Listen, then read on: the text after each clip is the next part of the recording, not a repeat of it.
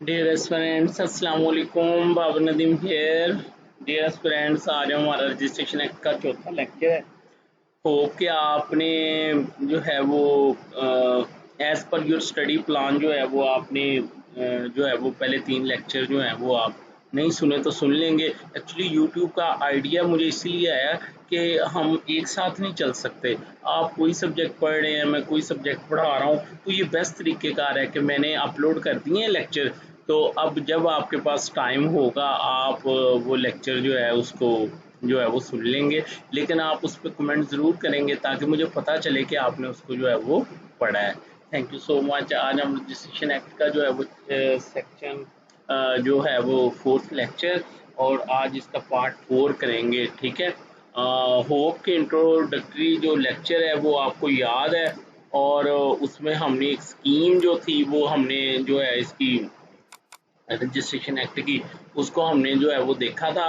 और मैं ज़रा ये देखें, सबसे पहले प्रीलिमिनरी डेफिनेशंस वो हमने पढ़ी और हमने ये भी देखा कि डेफिनेशन किसी न किसी सेक्शन से जो है वो रिलेट करती है। उसके बाद हमने एस्टेब्लिशमेंट का देखा, ठीक है।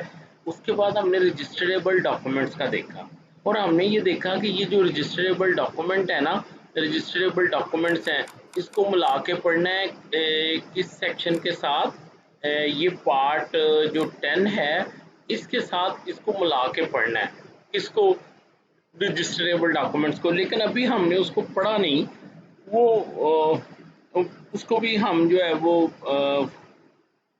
कर लेंगे जो ही हम जो है वो पार्ट 10 के ऊपर जो है पढ़ें। लेकिन आपको बताना ये था कि पार्ट 3 के साथ पार्ट 10 को मिला के पढ़ना है, यानी सेक्शन 17 के साथ सेक्शन 47 टू 50 और स्पेशली सेक्शन 49 के साथ जो है वो मिला के पढ़ना है। अच्छा, आज देखें, आज हमारा टॉपिक है, आज हमारा टॉपिक है of the time of presentation, ठीक है। चलें आज ये भी साथ कर लेते हैं, of the place of registration, ठीक है। तो देखें डियर स्टूडेंट्स, आपने ये देख लिया कि एक डॉक्यूमेंट जो होता है वो जो है उसकी जो रजिस्ट्रेशन होती है, कौन कौन से डॉक्यूमेंट है जिनकी रजिस्ट्रेशन जो होती है वो कंपलसरी होती है। तो ऑब्वियसली अगर एक काम करना कंपलसरी है तो फिर उस काम की एक टाइम लिमिट भी तो होगी उसको करने की, ठीक है।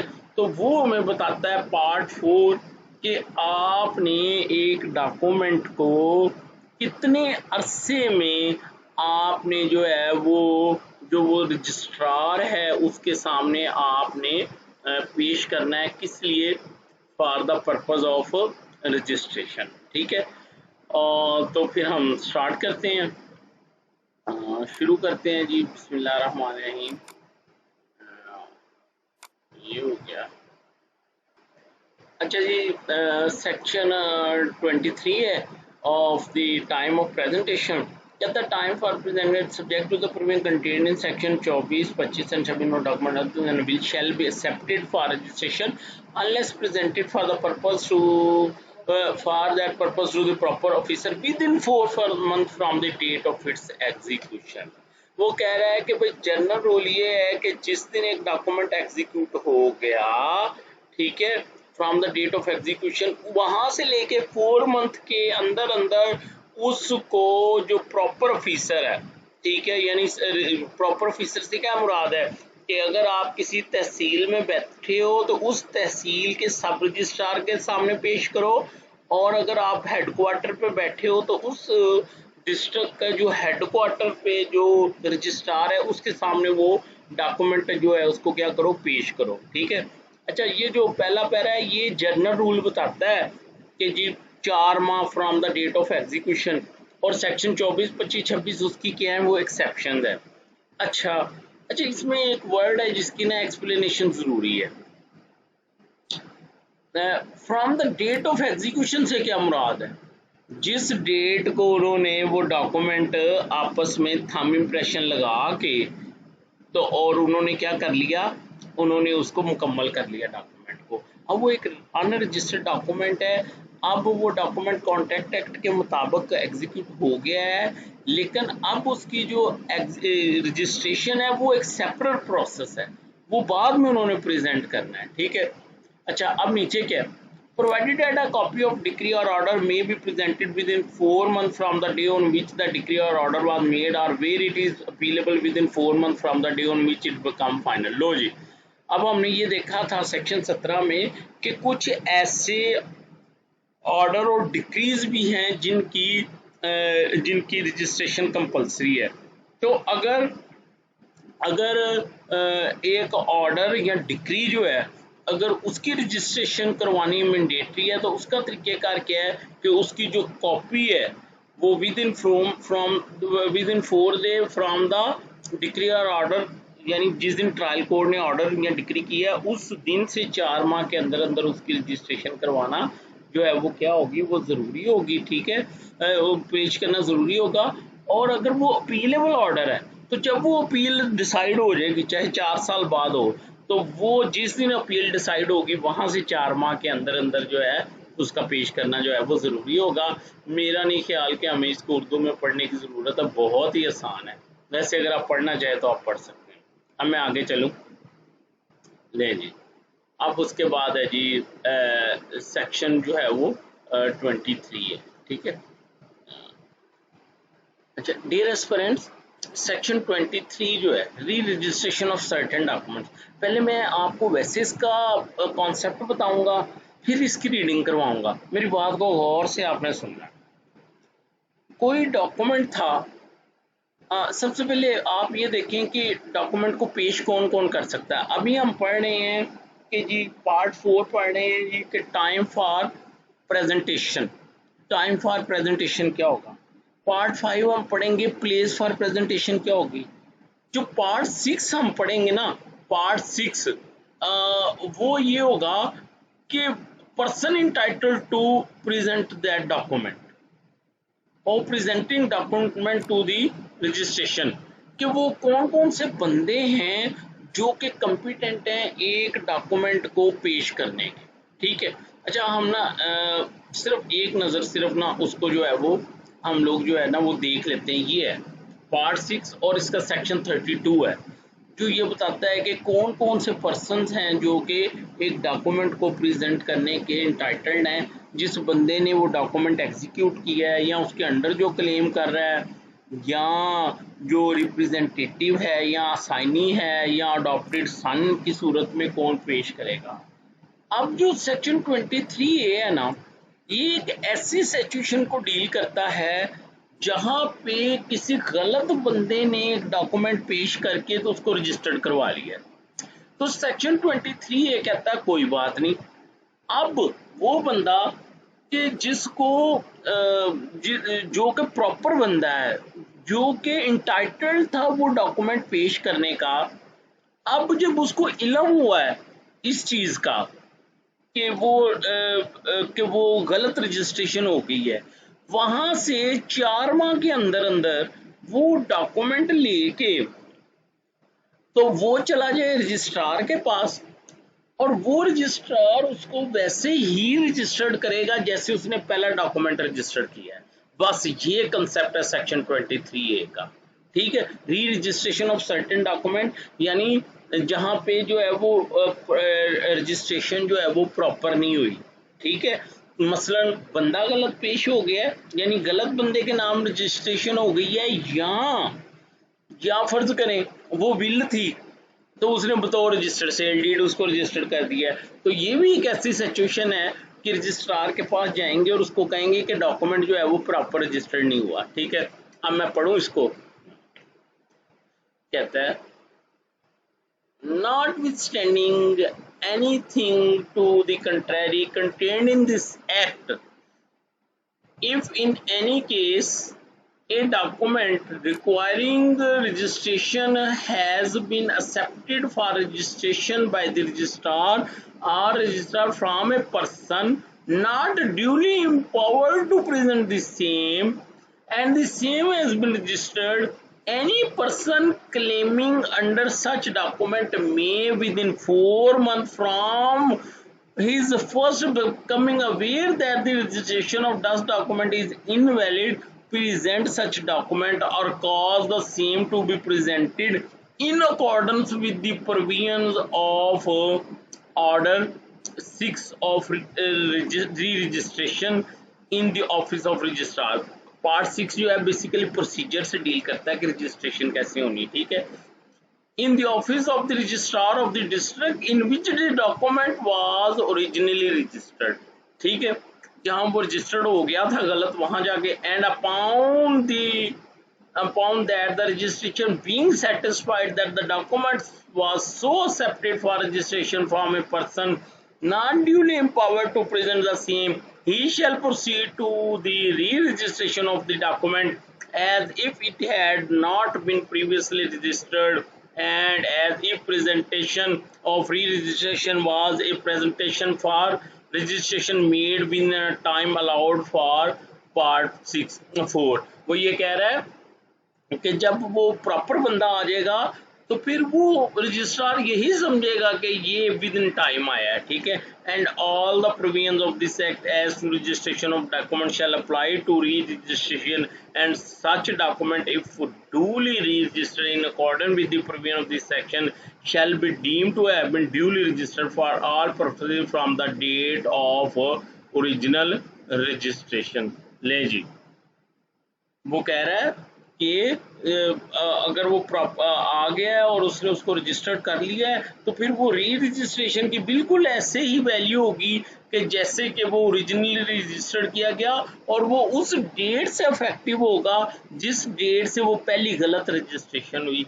ये कौन कहता है? ये सेक्शन 23 ये कहता है। तो अगर पेपर में क्वेश्चन पूछ लिया जाता है कि what are the circumstances for re registration of a document, तो आप फौरन सेक्शन 23A में बताओगे कि जहाँ पे जो है एक प्रॉपर बंदे ने जो है वो डॉक्यूमेंट को पेश नहीं किया फॉर रजिस्ट्रेशन, वहाँ पे सेक्शन 23A है जो बात करता है री रजिस्ट्रेशन की।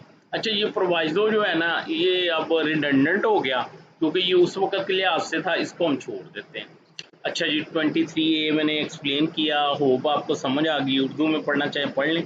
अब इसमें एक चीज़ है जिसकी ना एक्सप्लेनेशन ज़रूरी है, वो कौन सी है? Any person claiming under such document, ठीक है, ये कौन है? एक तो ये ना एग्जीक्यूटर कि वो खुद आदमी जिसने एग्जीक्यूट किया है। Any person claiming under such document कौन हो सकता है? अच्छा, सबसे पहले आपको मैं सेक्शन ना 32 में लेके चलता हूँ, उसमें भी यही वर्ड इस्तेमाल हुआ है, बाय सम पर्सन एग्जीक्यूटिंग और क्लेमिंग अंडर द सेम, ठीक है। अच्छा जी, अब इसकी मैंने ना आपको यहाँ पे मैंने इसकी जो है वो मैंने लिखी है वो person claiming under certain, it is section 32 which state that which person are entitled to present a document for presentation. Example of person claiming under such document may be in case of dead legal heirs are the person claiming under such document। क्यों भाई, समझ आ गई? Similarly, in case of a death of a donor, donee is the person claiming under such document। देखो, the moment possession is shifted, the gift is completed। अब अगर donor मर भी गया है तो डोनी जो है, डोनी वो अकेला भी वहां जाके कह सकता है कि इस डॉक्यूमेंट के तहत मैं इंटाइटल्ड हूँ, तो आप इस डॉक्यूमेंट को जो है वो रजिस्टर्ड करें। तो आपको प्रोपोजिशन भी आ सकती है कि भाई डोनर अगर ना आए तो क्या अकेला डोनी डॉक्यूमेंट को प्रेजेंट कर सकता है रजिस्ट्रेशन के लिए? यस। उसकी रीज़न क्या है? उसकी रीज़न ये है कि जब उसको पोजेशन मिल गया तो वो ट्रांजैक्शन जो है वो कंप्लीट हो गया, अब डोनर की ज़रूरत ही नहीं है, अब डोनी अकेला आके उस डॉक्यूमेंट को जो है वो पेश कर सकता है। हो कि आपको सेक्शन 23A की जो है वो समझ आ गई है। अब हम आगे चलते हैं। अच्छा, अब एक्सेप्शन, एक और एक्सेप्शन आ गई। जनरल रूल तो हमने सेक्शन 23 में पढ़ा है ना कि भाई विद इन 4 मंथ उसको पेश करो, और उसकी पहली एक्सेप्शन 23A है, ठीक है। और अगर पेपर में भी क्वेश्चन आ जाए तो आपने ऐसे ही करना है, पहले सेक्शन 23 का हवाला दे के लिखना है कि ये एक जनरल रूल है जो कहता है कि एक डॉक्यूमेंट को जो है वो 4 माह में पेश करना है, और आगे फिर उसकी एक्सेप्शन है, सर्कमस्टांसिस है जहाँ पे टाइम जो है उसको एक्सटेंड किया जा सकता है। उसमें पहली एक्सेप्शन 23A थी। अब 24 क्या कहता है? 24 का कॉन्सेप्ट सिंपल ये है, documents executed by several person at different time. जब एक डॉक्यूमेंट को मुख्तलिफ लोगों ने मुख्तलिफ टाइम्स में एग्जीक्यूट किया है, तो जब जब वो एग्जीक्यूट होता रहा है तब तब से 4 माह के अंदर आप उसको पेश कर लें। ये कॉन्सेप्ट है किसका, सेक्शन 24 का। Where there are several person executing document at different time, such document may को जरा गौर कीजिएगा, मे को मैं अभी बताता हूँ, may be presented for registration and re-registration within 4 months from the date of each execution। कि जब जब कोई उस पर साइन करता रहा उस डॉक्यूमेंट को, आप उसको रजिस्ट्रेशन के लिए पेश कर सकते हैं। ठीक है, अब मे से मुराद क्या है, मे से मुराद ये है कि ऑनेस्टली स्पीकिंग तो वो डॉक्यूमेंट उस वक्त ही मुकम्मल हुआ ना जब लास्टली बंदे ने साइन किया। तो अगर लास्टली बंदे ने साइन कर दिया तो अब उस वक्त से लेके 4 माह के अंदर अंदर उस डॉक्यूमेंट को पेश करना लाजमी हो गया। लेकिन अगर उससे पहले किसी बंदे ने उसको जो है वो एग्जीक्यूट कर दिया तो यानी आपकी मर्जी है कि आप फर्स्ट एग्जीक्यूटेंट के बाद उसको लेके चले जाएं, लेकिन ऐसे नहीं होगा कि एक ने आज एग्जीक्यूट किया, दूसरे ने 1 साल बाद एग्जीक्यूट किया और दूसरे के बाद 4 माह के अंदर अंदर आप चले गए तो वो रजिस्ट्रार इस बुनियाद पर रिफ्यूज कर दे कि जी पहले ने तो 1 साल 4 माह पहले एग्जीक्यूट किया था। नहीं, जो लास्टली ने जिसने किया है वहां से 4 माह मैंडेटरी हो जाएंगे, लेकिन अगर फर्स्ट एग्जीक्यूटेंट ने जो है वो कर दिए साइन और दूसरी पार्टी जो है उसको एतबार नहीं और चाहती है कि इसकी हद तक तो अभी रजिस्ट्रेशन हो जाए, तो वो जाके वहां पे उसको डॉक्यूमेंट को प्रेजेंट कर सकती है फॉर रजिस्ट्रेशन। होप कि आपको सेक्शन 24 की भी जो है वो समझ आ गई है। ठीक है, ले जी अब हम चलते हैं सेक्शन 25 के ऊपर। अच्छा जी, section 25 provisions for delay in presentation is unavoidable. अच्छा, ये थर्ड एक्सेप्शन है। फर्स्ट एक्सेप्शन बच्चों क्या थी, 23A थी, जब वो कहता है कि वो गलत रजिस्ट्रेशन हो गया, तो गलत रजिस्टर्ड हो गया डॉक्यूमेंट, तो जब उसका नॉलेज आया वो उस वक्त से 4 माह के अंदर आ गया। उसके बाद था सेक्शन जो था वो सेक्शन जो था वो 24 था, जो ये कहता है कि अगर एक डॉक्यूमेंट जो है वो डिफरेंट लोगों ने एग्जीक्यूट किया है तो from the date of each execution आप उसको प्रेजेंट कर सकते हैं। ठीक है, अच्छा अब 25 क्या है, provision is presented in unavoidable. कुछ ऐसे सरकमस्टांसिस थे जिसकी वजह से वो 4 माह में नहीं आ सका। ठीक है, तो उस सूरत में जो है वो डिले जो है उसको कंडोन कर सकता है कौन, रजिस्ट्रार, नॉट सब रजिस्ट्रार। ठीक है, एक तो रजिस्ट्रार कंडोन कर सकता है और वो भी किस हद तक कंडोन कर सकता है, अगर वो 4 माह के अंदर अंदर आ गया। देखो 4 माह तो लीगल थे, ठीक है, कि उसके अंदर अंदर उसने आना था, अगर वो नहीं आया तो उसके बाद अगर डिले हो गया तो वो भी मैक्सिमम 4 माह का डिले। अगर वो 8 माह के बाद आएगा तो फिर वो रजिस्ट्रेशन नहीं होनी। ठीक है, अब मैं इसको पढ़ता हूँ, सुनिएगा। provision where delay in presentation is unavoidable if owing to urgent necessity or unavoidable accident any document executed or copy of a decree order made in Punjab is not presented for registration till after the expiration of the time herein after in this behalf the registrar in cases where the delayed presentation does not exceed 4 months may direct that on payment of a fine not exceeding 10 times the amount of the proper registration fee such document shall be accepted for registration. लो जी सुन ले, आपको अगर paper में पूछ सकता है कि बताएं कि किस सूरत में विद डिले जो है वो रजिस्ट्रेशन जो है वो हो सकती है, तो सबसे पहले तो ये owing to urgent and necessity unavoidable circumstances हो, पहली कंडीशन। दूसरी कंडीशन ये है कि डिले ज़्यादा से ज़्यादा जो है वो 4 माह का होगा, ये दूसरी कंडीशन। तीसरी कंडीशन ये है कि सिर्फ रजिस्ट्रार करेगा उसको कंडोन डिले को, ये हो गया। और चौथी कंडीशन जो है वो ये है कि उसको फाइन देना पड़ेगा जो उसकी प्रॉपर रजिस्ट्रेशन फीस है वो उसका 10 गुना से जो है वो ज़्यादा जो है वो नहीं होगा। तो ये कौन कहता है जी, ये सेक्शन 25 जो है वो ये कह रहा है। और सब सेक्शन 2 क्या कहता है, वो कह रहा है an application for such direction may be launch with sub registrar who shall forthwith forward it to the registrar to whom he is subordinate. और अगर सब रजिस्ट्रार को एप्लीकेशन दी गई है कंडोन की, तो वो किसको फॉरवर्ड करेगा, वो रजिस्ट्रार को फॉरवर्ड कर देगा जो उसका क्या करेगा, जो उसका ऑर्डर करेगा। ठीक है। अच्छा, अब मेरी एक बात सुने, ये प्रीस्क्राइब फ़ी, अब मैंने इंट्रोडक्टरी लेक्चर में आपको बताया था कि अल्लाह के बंदो, जो प्रीस्क्राइब फ़ी है उसका बकायदा एक पार्ट है ये, और फी फॉर रजिस्ट्रेशन, और फिर इसके साथ रूल्स भी हैं 1929 वाले। ठीक है, तो जब हम जाएंगे तो हम इसको वहाँ पे जो है वो हम लोग जो है इसको हम देख लेंगे। अच्छा, अब यहाँ पे आपको एक इंटरेस्टिंग बात बताता हूँ। मैंने अपनी बात ये कहा कि डिले भी ज़्यादा से ज़्यादा जो कंडोन हो सकता है वो 4 माह का हो सकता है। ठीक है, तो नहीं तो वो क्या कर देगा, उसको रिफ्यूज़ कर देगा। तो बच्चों, जो आपने एक अलहदा पेज बनाया है जहाँ पे रिफ्यूज़ल की ग्राउंड्स लिख रहे हो, वहाँ पे ये वाली ग्राउंड भी आ गई कि उसने विद इन टाइम अगर वो डॉक्यूमेंट जो है वो प्रेजेंट नहीं किया, तो वो उसका क्या करेगा, उसकी रजिस्ट्रेशन जो है वो रिफ्यूज़ कर देगा। अच्छा, अगर उसने रजिस्ट्रेशन रिफ्यूज़ कर दी है, तो अब उसके पास क्या रेमेडी है, वो वही बात जो हम पढ़ेंगे सेक्शन 71 में जाएंगे। हाँ, ये देखिए, सबसे पहले तो वो क्या करेगा, सेक्शन 70 में क्या करेगा जी, वो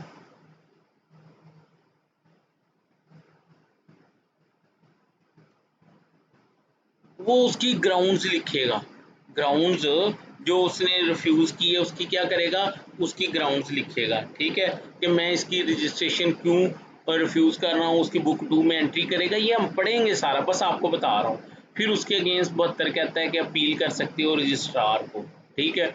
अच्छा, और अगर रजिस्ट्रार को एप्लीकेशन चली गई जैसे कि उसने फॉरवर्ड की थी, और रजिस्ट्रार ने अगर उसका जो है वो क्या कहते हैं, अ, अ, अ, अगर रजिस्ट्रार ने उसका रिफ्यूज़ल कर दिया तो क्या होगा, अब वो वाला पॉइंट ये देखिए, suit in case of order for refusal by registrar. इसका मतलब ये है कि अगर एक डॉक्यूमेंट जो है उसको 4 माह में भी पेश नहीं किया गया, और उसके बाद जो फर्दर 4 माह का डिले था उसमें भी पेश नहीं किया गया, या डिले में पेश किया गया लेकिन रजिस्ट्रार माना नहीं है कि भाई ये जो अनअवॉइडेबल सर्कमस्टांसिस हैं जिसकी वजह से आप लेट आए हो, तो फिर उसके पास रेमेडी क्या रह जाएगी, वो सेक्शन 77 के तहत जाके क्या कर सकता है, सूट कर सकता है for registration of that document. ये बताना चाहता था। होप कि आपको मेरी बात जो है वो समझ आ गई। ठीक है, अब हम आगे चलें जी। Document executed out of Pakistan. ठीक है, अब हम इसको देख लेते हैं। अच्छा, ये सेक्शन 26 है, अनदर एक्सेप्शन है, बड़ा आसान है। ये कहता है कि अगर डॉक्यूमेंट जो है वो आउट ऑफ पाकिस्तान एग्जीक्यूट हुआ है, तो फिर वो उसकी रजिस्ट्रेशन का टाइम क्या होगा। तो जब वो जो है वो पार्टी जो है वो पाकिस्तान पहुंचेंगी, ठीक है, तो वहां से 4 माह के अंदर अंदर उसको जो है वो पेश करना जो है वो जो है वो ज़रूरी होगा। Where a document purporting to have been executed by all or any of the parties out of Pakistan is not presented for registration till after the expiration of the time herein after prescribed in that behalf, the registering officer, if satisfied that the instrument was so executed and that it has been presented for registration within 4 months after its arrival in Pakistan, may on payment of proper registration fee accept such document for registration। क्यों भाई बच्चों, कोई मुश्किल है इसमें। उसके बाद section 27 है, वो क्या है, will may be presented or deposited at any time, or will may at any time be presented for or deposit in manner hereafter provided। लो भाई, विल चूंकि ऑप्शनल होती है तो ऑप्शनल डॉक्यूमेंट को किसी वक्त भी पेश किया जा सकता है वो प्रेजेंटेशन के लिए। तो भाई कैसा रहा आज का लेक्चर, मुझे कमेंट्स में बताएं। तो अब देखें, हम लोग आस्ता आस्ता आगे बढ़ रहे हैं। हमने रजिस्टरेबल डॉक्यूमेंट्स देखे, हमने उनका टाइम फॉर प्रेजेंटेशन देखा, और इंशाल्लाह मैं अगला लेक्चर रिकॉर्ड करूंगा about the place of registration. Hope कि आपको जो है मेरी बात जो है वो समझ आ गई। मुझे अपनी दुआओं में याद रखिएगा। आगे मेरी ट्रेनिंग भी है, लेकिन मेरी कोशिश होगी कि मैं आपको साथ लेके चलूँ और इसको भी साथ लेके चलूँ। अपना ख्याल रखिएगा और प्लीज़ प्लीज़ शेयर ज़रूर कीजिएगा दूसरों से। अल्लाह हाफिज़।